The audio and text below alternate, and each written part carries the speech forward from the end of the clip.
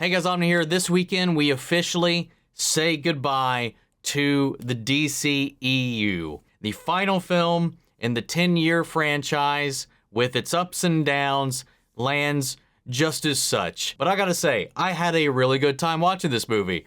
Just like with the first film, it had a lot of issues, though there are some behind-the-scenes things that if you didn't know about them, you probably wouldn't bat an eye at it. But like when you're aware and you're watching the movie, you could see certain editing choices, certain scenes feel vaguely out of place, or that something was cut out or missing. There's a lot of that throughout this. There's specifically 2 sequences in the movie as well that the editing was just really weird. There was just some weird choices. That aside though, I really had fun with the film. It's not anywhere near the levels of the first movie, but it's a fun ride. Jason Momoa is having a damn good time. His little back and forth, odd couple dynamic that he's got with Orm as they have to team up in order to solve this upcoming crisis is a lot of fun. I think a lot of the scenes that they share together and the journey that they go on is just really fun and endearing. There's this idea that I've seen a lot in the last couple of years that fun is derogatory. I get that opinion a lot. I see that even in the comments when I mention a movie is fun. It's like, okay, you say it's fun, so it's bad, right? No! Movie's fun. I don't know what else to say about that, man. Movies can be flawed and enjoyable, and I thought this movie entertained. I enjoyed it more than I'd enjoyed The Flash. I enjoyed it more than I enjoyed The Marvels. I enjoyed it more than I enjoyed Ant-Man Quantumania. Does it have problems? Sure, but I had a blast with it. I really did. I love this world that James Wan has created.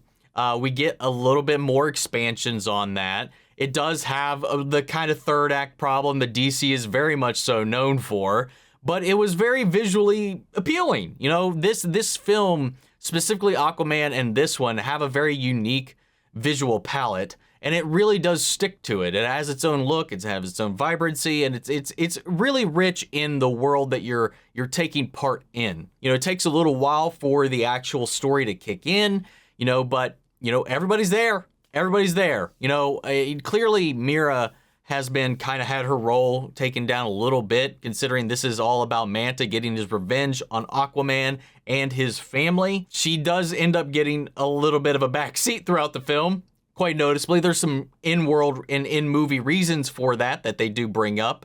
But otherwise, there's some times where it's just like, she's very much so not here right now, and she probably should be. And she's got some pretty solid scenes, though. As far as we're talking storyline goes, acting, anything like that, there's really not a lot for her to do. There's just a couple action scenes here and there she gets to partake in. The main draw of this movie throughout, the thing that kept my attention on the screen most of the movie, was the dynamic between Orm and Arthur throughout this. Them trying to reconcile together and kind of growing together through this kind of forced alliance out of necessity. What ensues is a fun little butting of heads, odd couple kind of adventure that they go on together.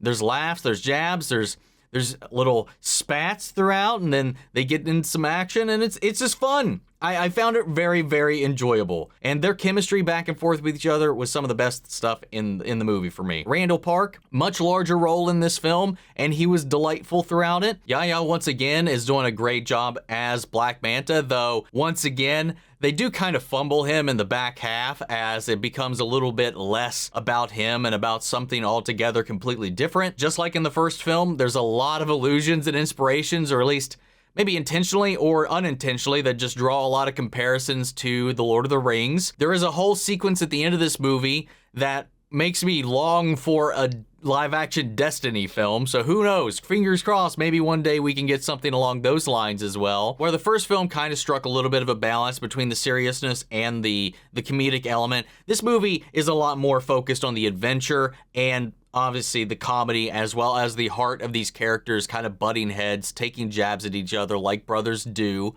and builds out this relationship in a nice, warm, endearing way. But in doing that and spending time in this world and getting to see more of the world after many years have passed, it does kind of lean a little bit more towards camp, towards the comedy element of it. I don't think it goes full Thor Love and Thunder. It's not just a joke every 30 seconds or anything like that, but it does kind of lean a little bit more towards the comedic element. However, when the action scenes do kick in, they are all pretty dynamic and interesting and engaging.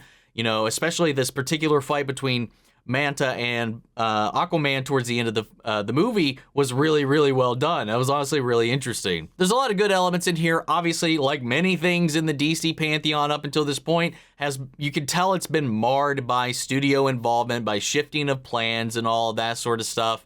You know, obviously there was supposed to be a Batman or two or whatever in this. Nowhere to be seen. It's not setting anything up. It's very much so a bookend. It's self-contained, and it honestly, the post-credit scene as well could be seen as a very strong metaphor for what all of this has been up until this point. You could definitely look into it that way. There is very much like an ecological message throughout this film as well that I'm sure some people might bump into, but if you've ever read an Aquaman comic or anything like that, has always kind of been a core concept of the character, even if it does feel a little Captain Planet-y. It's a kind of in the DNA of this character, so it's a little unavoidable. But at the end of the day, I just found it to be a really flawed yet enjoyable fun time at the theater. I was never bored. I was never disengaged. At the end of the day, I wasn't also being challenged by the movie at all. It's a good fun time at the theater. That's all I got to say to it, man. But guys, what did you all think? Now that the DCEU has officially come to a close, I'd love to hear your guys' thoughts on the entire ordeal. What was some of your favorite moments, your favorite characters, favorite storylines, favorite movies? We could talk about the negatives all day long, but let's talk about some of the great stuff that's come about. So sound off the comments, let me know your thoughts down below. We'll carry on the conversation after the video. Hope you enjoyed the reaction. If it did, leave a like, drop a comment, subscribe if you're not already. And remember, if you want to see the full length reaction, check it out over on Patreon, or if you got Mera channel, get you access as well. And speaking of before we go, I want to shout out our channel legends. Manny Sherritt, Ryan Karen, York Scott Melito, Robert Anguiano, Jeffrey Hale, Jake Contrell, Eric Official, Casey Wood, and JoJo. Thank you guys so much for your continued support. But that's it for this video, guys, and I'll see you all in the next one. Take care, everybody.